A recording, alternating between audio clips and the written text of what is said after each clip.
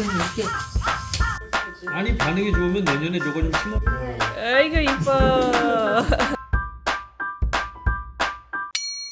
Hello mga kabisdak! Welcome back sa ating vlog! So ito na po ang araw na magluluto. Ay hindi pa magluluto guys. Sa Lunes pa kami magluluto. Ngayon ay araw na Sabado.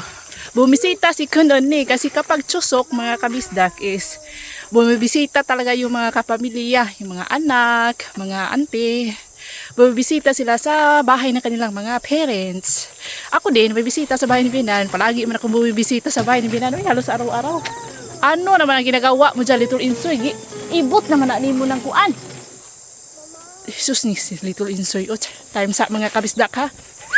Isauli ko muna itong hinubot ni Little Insoy na dito dumadaan yung mga ewan kung saan yan kinuha.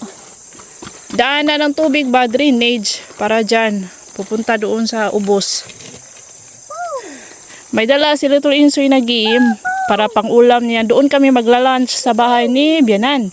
Ako naman is may dala akong gift para kay Bianan. Mga ano to guys, karne ng baka ito. Buto-buto at may karne ng baka. Yan. Stranded muna tayo dito sa daan. Malapit nandiyan lang naman sa baba ang bahay ni Bianan. Kapag tsusok kasi mga kabistak, nagbibigayan kami ng mga gift. Yes mga kabistak, medyo magastos din ang tsusok. Magastos tapos kapoy, nakakapagod. Lalo na sa mga munory, mga daughter-in-law. Kasi kami man ang nakatuka sa kusina. So tara na, pupunta, nag-aantay na sila kasi nga mag-lunch kami with Kun Unni, Kun Gumubo. Nandoon na si Daddy Insoy, si Bianan. So kami na lang hinihintay ni Little Insoy. Naghilamos lang ako mga kabisdak, tapos naglaba ako kasi nga Sabado man. So tara na.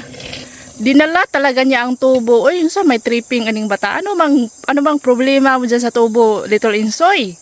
Ako na lang ang magdadala ng kanyang game. Aning bata, ito ang paboritong game ni Little Insoy mga kabisdak. Pasok na lang natin dyan kasi may cellphone man tayo. Ay hindi kaya guys.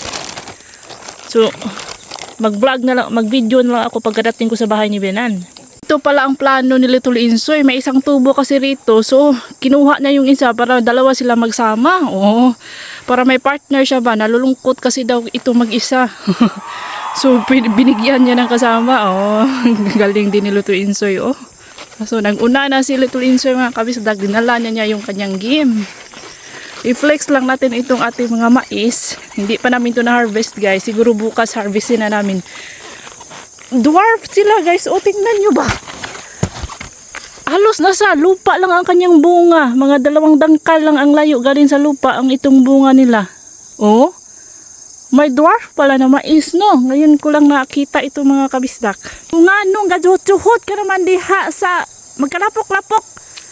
Putik ay naay kalsada nga ano man diha masakuan nag-agi. So yan na, nandyan na sila Kun Unni oh. Yan po ang sasakyan ni Kun Unni. Diba, malapit lang kami. Magkapit-bahay lang talaga kami ni Bianan oh. Ayan na, in-unbox na ni Kununi yung ating binigay na gift. Legs po yan ng baka. Chinap-chap na legs ng baka. Masarap po yan sa sabaw mga kabisdak. Si Bianan pala ay masakit daw ang kanyang ulo kaya nagpapahinga siya. Tapos si Kun Gumubo at si Daddy Insoy ay nagbabalat ng mga bawang. Kasi si Kununi ay magagawa na naman siya ng kimchi. Cabbage kimchi. Yung repolyo ba mga kabisdak. At ito ay mga itlog ng pugo na ginagawang pansya ni Kununi para sa aming lunch. Naglaba man ako kanina guys, kaya late na akong nakarating dito sa bahay ni Binan. Pagkadating ko, nakaluto na si Kununi. Oh, medyo maganda din kapag late na no kasi tapos na lahat ng gawain ba? Joke lang. So yan, nag-chop-chop si Kununi ng kimchi dahil yan po ang ginawa namin ni Binan na kimchi guys. Diba nagawa kami ng yulmo kimchi at itong cabbage kimchi. Ni-reels ko yan sa Facebook. Oh, masarap ang pagkagawa ni Binan mga kabisdak. Next time ako na talaga ang magagawa kasi wala nang power si Binan. Ana si Binan nga, ikaw na dyan mo og kimchi next year ha, ikaw na talaga ang magagawa kasi wala na akong power. Ana ko, wala problema. Uy, mag 7 years na ko diri halos na memorize ko na mga kabisdak ang steps, ang mga ingredients ng kimchi nila Bianano. So kayang-kaya ko yung gawin next year. Ang problema lang is kapag maandar ang pagkatapulan, maura dyan na problema. Uy, kapag tinatamad ako mga kabisdak ay wala talagang kimching magagawa.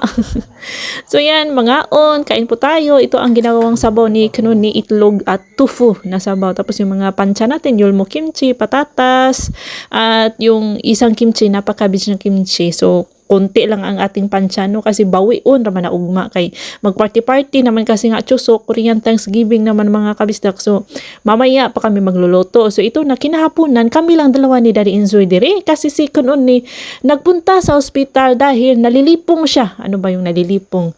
Ano ba?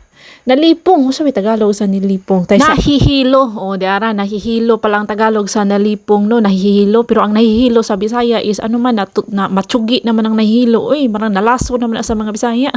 So, nahihilo siya, guys. Masakit daw masyado ang kanyang ulo. Kaya, nagpunta sila kung gumubo sa Yanggo doon sa bayan kasi may hospital man doon. Nagpa-check up si Kuno ni at nagpareseta ng gamot kasi hindi talaga pwedeng magkasakit. Uy, ang mga Myunori, ang mga daughter-in-law, hindi pwedeng magkasakit kasi walang gagawa sa kusina. Si Kunoni ay daughter-in-law man din yan si Kunoni. Ang kanyang biyanan, ang kanyang mother-in-law, parents-in-law ay nandoon sa Seoul kasi taga Seoul man si Kun Gumubo. So ayan na, ako na andito ang nakatuka, tinutulungan din ako ni Daddy Insoy para mas madali. Dahil si Daddy Insoy, nagpaabong po na si Daddy Insoy kasi may bisita siya, si Tulturi. May bisita kami para sa hapunan, magsasalo-salo kami ni Tulturi. Si Hubog Boy guys ba, yung nagbigay sa atin ng chestnut nung sa latest vlog na in-upload ko. So ayan na, naggawa ako dito ng sauce. Assignment ko na magawa ng sauce, sabi ni Daddy Insoy. So wala akong idea kung paano gawin ang sauce ng shabu-shabu. Magsashabu-shabu pala kami guys for dinner. So, ang sabi ni Daddy Insoy, ilagay mo lang lahat ng mga, mga condiments, no? Ilagay mo, tuyo, mantika, walang mantika, uy, kay sus man tuyo, suka, sesame seeds, sesame oil, tuna sauce, soy sauce, mana na guys, chili paste, nilagyan ko pa ng chili powder, chili pepper, at mga ajinomoto, yan na mga kabistak, hinalo-halo ko na talaga yan lahat. Si Daddy Insoy naman ang nagawa ng ating sabaw para sa ating shabu-shabu, may pechay dyan, may bean sprout, toge, sweet corn, at saka may chili. So, nilagyan lang ni Daddy Insoy ng chop-chop na white onions ang aking ginawang sausawan. May gama-maong razon ni mga kabisda. Kaming dalawa ni Daddy Insoy, wala talaga kaming idea kung paano to gawin. Yung mga nalalasahan lang naming sauce doon sa mga restaurant, ini-imagine na lang namin kung ano kaya mga posibleng ingredients na nilagay nila. Tapos, minikos-mekos lang namin mga kabisdak. So, ito ang ating gawing shabu-shabu, mga chukumi. Chukumi ang tawag dyan sa Korean, sa mga Koreans, chukumi. Sa amin, sa mga Bisaya, ang tawag dyan, tabugok. Basta kayo, parang pamilya ng octopus yun mga kabisdak.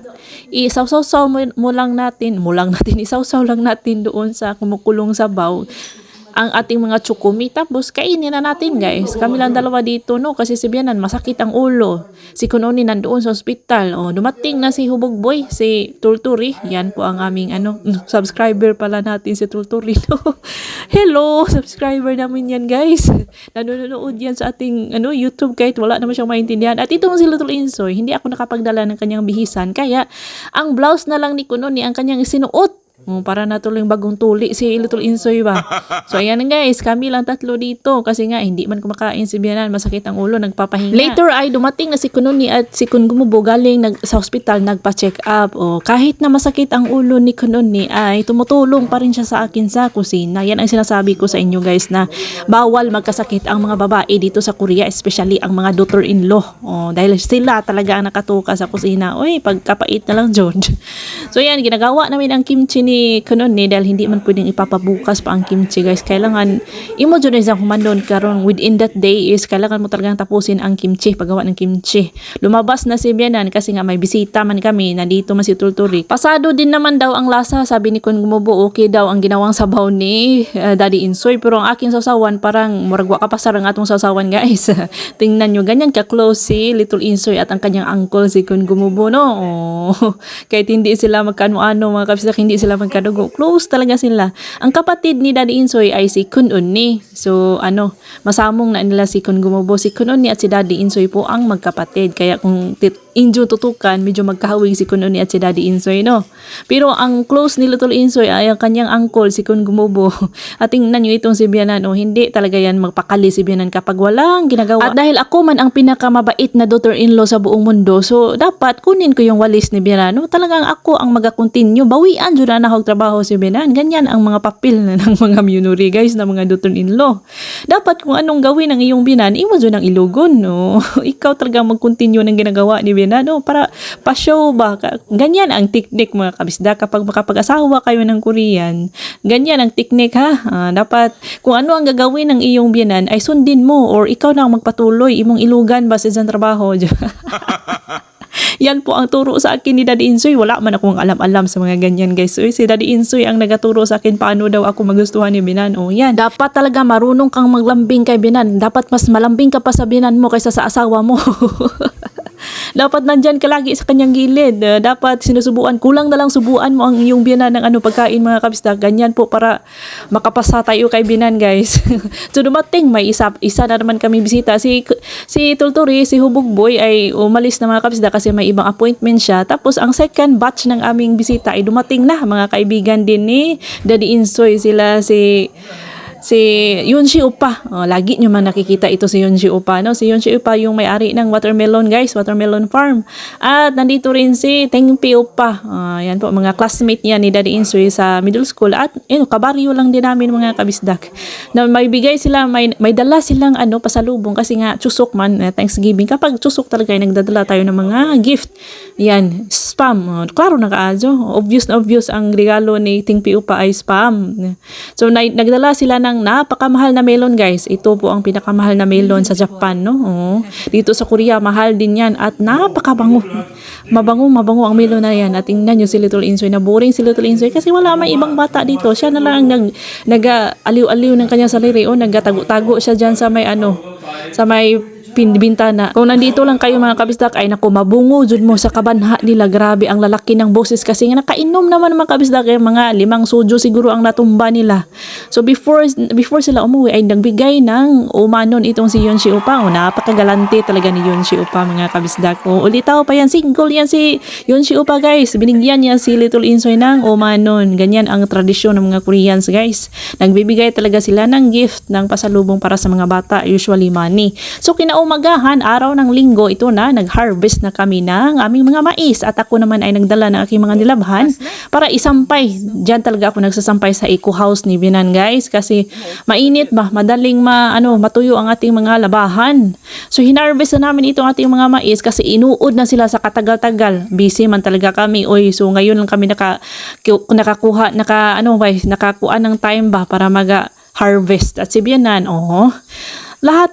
kada video ko mga kabisdak, kada vlog ko, may ginagawa talaga yan si Binan kasi hindi man yan pwedeng mag-standby si Binan. Parang maluja siya ba kung mag-standby siya. So, pinababayaan na lang namin, tinutulungan na lang namin para hindi siya masyadong mahirapan. So, ako dito, tumulong din ako kay Daddy Insoy na mag-harvest. Ako talaga ang nagtanim nitong guys, ng yellow corn. Ako ba ang nagsidling? Ako din ang bumili ng seed sa Kupang. Pero si Bianan po ang nagtanim. Sila si Kuya Sadam at Lungkoy, sila po ang nagtanim. Hindi nyo makikita si Kuya Sadam at Lungkoy dito sa ating video kasi day off man guys. Holiday man, so walang nagde-deliver ng ating mga chilies. Wala bang magakuha, walang truck na nagde-deliver ng ating mga chilies. So hindi po tayo pwede mag-harvest for 5 days. Hindi kami nag-harvest sa ating mga chilies. So day off sila, si Kuya Sadam at si Lungkoy. Nandoon lang sila sa bahay. Hindi ko na sila sinama dito sa bahay ni Binan kasi nahihiya po sila. Naiintindihan ko din naman na nahihiya sila kasi hindi sila makaintindi ng Korean. Hindi din sila makapagsalita ng Korean. So it's better na nandoon na lang sila sa aming bahay. Magpahinga na lang sila doon sa aming bahay, no? So dito ako talaga guys, nagasampay ng ating mga labahan sa loob ng eco house ni Bianan. Gusto ko kasi na tuyong-tuyo, as in tuyong-tuyo ang ating mga sinampay para walang amoy. Tapos nagapakpak, binabalatan na namin ni Kunoni itong ating mga mais para tilaubon. I-boiled na mo ang mga mais guys at tinanggal mo na namin ang mga dulo kasi may mga uod na yung iba mga kabisdak dahil nga hindi kami nagalagay ng spray dito sa aming mga mais. Kapag sariling konsumo lang namin, pang konsumo lang ay hindi talaga kami naglalagay ng mga ano-anong chemicals guys. Gusto namin na organic lang talaga ang aming kinakain ba. Marami lang ang aming tinatanim dahil para sa buong pamilya man yan. Ibibigay namin kay Kunoni, sa mga friends ni Kunoni, sa mga friends ni Daddy Insoy, kay Tiago Noni, para sa amin. At for the whole year yan na konsumo guys, amin yang hina-harvest, biniboil namin lahat, tapos inilalagay namin sa freezer para magtagal talaga ang kanyang buhay hanggang next year pwede namin kainin until na mag-harvest na naman kami ulit sa aming mga mais sa 2025. So niready ko na itong ating kaldero, itong saingan natin sa labas dahil si Daddy Insoy ay nagtiwas na nag-continue pa na pag-harvest si Daddy Insoy doon sa maisan sa gilid ng aming bahay guys. May maisan, munting maisan pa man kami doon sa gilid ng bahay. So ako na lang ang magahaling dire, ako na lang ang magabustra dire dahil si Kunon is medyo hindi okay ang kanyang pakiramdam no. At may maraming may maraming mga ashes guys, kailangan mo siyang tanggalan dahil itong si Little Insoy naglaro kanina, pinasok niya yung mga putik-putik ba, tapos nilagyan niya ng tubig, yung hose ng tubig ay pinasok niya doon sa loob, basa tuloy ang ating saingan. Mabuti na lang at magaling ako mabuti na lang at magaling ako maghaling. Dali ra ko Girl Scout talaga ako. I'm so proud of myself, char. Dali ra ko nakahaling mga kabisda kay syempre, manang-mana ito kay Tatay Billy at Ma'am Laida nga. Yan man ang aking naandan sa una no nga ako joy maghaling sa among abuhan. At dahil wala man ako makita mga panggatong, so naimpas ang mga tabla ni Benan doon sa gilid ng bahay. Naubos ko talaga ang mga retaso-retasong tabla ni Benan guys. Ay ngano magalisod-lisod man ko. Di silang ipang sugnod dali ka na ang bilis na luto ng ating mga mais dahil ang grabe man kaganda ng kalidad ng ating panggatong. Inuna ni Daddy Insoy hinango itong yellow corn kasi mas mabilis silang maluto kumpara doon sa white na corn. Diba? Tingnan nyo guys. At masarap talaga yan dahil kapag naglalaga kami ng mga mais, nilagyan namin ang tubig na ating ginagamit, nilalagyan namin ng asukal at salt, asin. Diba? May lasa na. Kaya mas masarap po ang ating mais dito. Si Kunon at si Bianan, walang katapusang trabaho yan sila sa labas. Nagsegregate sila sa ating mga silis. Yan po ang ating gagawin, chili pepper. Ang arte niyan. Ang arte naman, chili pepper, chili powder mga kabisda. Tinatapon ni Daddy Insoy yung may mga uod na may nakikita siyang may mga uod. At si Bianan, at si Kunon nagawa si Kunon ng biko. Ito po ang biko na nadukot.